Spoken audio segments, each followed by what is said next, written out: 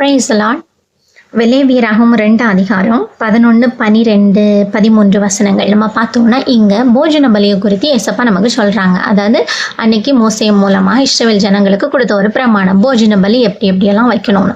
அப்படி அவங்க ஏசப்பா எப்படியெல்லாம் போஜன பலி படைக்கணும்னு சொல்லும்போது இந்த 11வது வேர்ஸில் ஒரு வேர்டு சொல்கிறாங்க, புளித்த மாவு உள்ளதொன்றையும். புளித்த மாவே எனக்கு வைக்கக்கூடாதுன்னு சொல்லிட்டாங்க. அடுத்தது ஒரு வேர்டு சொல்கிறாங்க பாருங்கள், புளித்த மாவு உள்ளதொன்றையும் தேன் உள்ளது ஒன்றையும் கர்த்தருக்கு தகன பலியாக இங்கு படைக்க வேண்டாம்.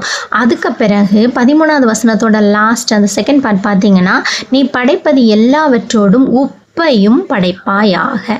இங்கே பாருங்கங்க, இன்னைக்கு நம்மளுடைய வாழ்க்கையில் பார்க்கும்போது ஏசப்பா சொல்கிறாங்க தேன் வேண்டாம், உப்போடு படைப்பாயாக. மார்க்கு இங்கே உப்புன்னா என்ன, தேனா நமக்கு தெரியும், நம்ம ஹாப்பியான மூமெண்ட்ஸ், நம்மளோட வாழ்க்கையில் இருக்கக்கூடிய சந்தோஷங்கள்.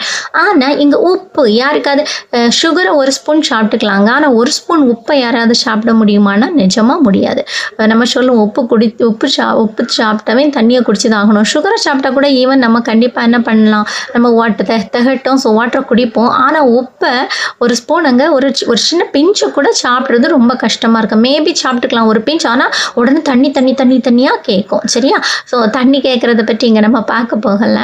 ஸோ உப்பு நமக்கு பிடிக்காத ஒரு விஷயம். உப்பு பிடிக்காதுன்னு சொல்கிறத விட உப்பு நம்ம ஏற்றுக்கொள்ள முடியாது, அப்படி சாப்பிட முடியாது. ஆனால் ஏசப்பா எங்கே சொல்கிறாங்க, நீ தேனை அவாய்ட் பண்ணு, உப்பு கொண்டு வா. உப்புன்னா என்னன்னா, மார்க் 10வது அதிகாரத்தோட லாஸ்ட் அந்த 49வது வேர்ஸ் பார்த்தீங்கன்னா, எந்த பலியும் உப்பினால் உப்பிடப்படுவது போல எந்த மனுஷனும் அக்னியினால் உப்பிடப்படுவான். அக்னிங்கிறது சோதனையை இங்கே மீன் பண்ணுறாங்க. அப்போ ஏசப்பா நமக்கு அவருக்கு பலி செலுத்தும் போதே ஒரு கண்டிஷன் ஆர் ஒரு கட்டளை நமக்கு அழகாக சொல்லுறாங்க.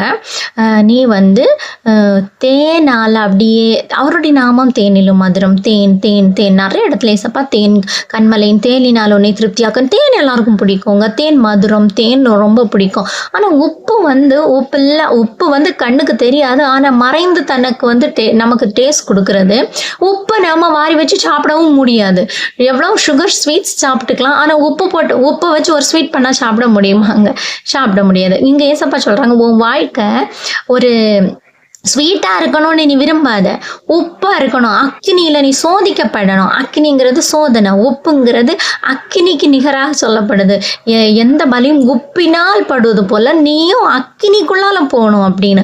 ஸோ உப்பு இல்லாமல் எப்படி ஏசப்பாக்கு பலி பிடிக்காது, அது மாதிரி நம்முடைய வாழ்க்கையில் சோதனை இல்லாமல் நம்மளால் நிற்கவும் முடியாது, வாழ முடியாது, ஜெயிக்க முடியாது, ஏசப்பா கிட்ட போய் சேரவும் முடியாது. ஸோ நாம் இன்னைக்கு உள்ள கிறிஸ்தவர்கள் எப்படி இருக்காங்கன்னா, ஒரு கிராக் ஜாக் கிறிஸ்டியனாக இருக்காங்க. கொஞ்சம் உப்பு கொஞ்சம் சுகர் இருக்கலாங்க, அது தப்பு கிடையாது. ஆனால் சுகராகவே என்னுடைய வாழ்க்கை இருக்கணும். நான் பார்க்குறது, நான் நினைக்கிறது, நான் செய்கிறது எல்லாமே அப்படியே ஒரு 100% ஒரு பரிபூர்ணமாகணும்னு நம்முடைய சிந்தை இருக்கே தவிர, உப்புக்குள்ளால் போகிறதுக்கு, சோதனைக்குள்ளால் போகிறதுக்கு, உப்பை எடுத்துக்கிறதுக்கு நான் சொல்கிறது டைரக்டான உப்பை போய் அதுக்காக சாப்பிட்டுக்கோங்க. இன்னிலேருந்து ஸ்வீட்ஸ் எல்லாம் அவாய்ட் பண்ணிவிட்டு உப்பை சாப்பிடுங்க கிடையாது, அந்த மீன் பண்ணுறது கிடையாது. ஆனால் நீங்கள் என்ன பண்ணுங்க, உங்களுடைய வாழ்க்கையில் சோதனைகள் ஏசப்பா தரும்போது அது சோதனை தான் நம்மளை ஏசப்பாக்குள்ளால் இன்னும் அதிகமாக கிட்டி சேர்க்கும். நம்மளை உணர செய்யும்.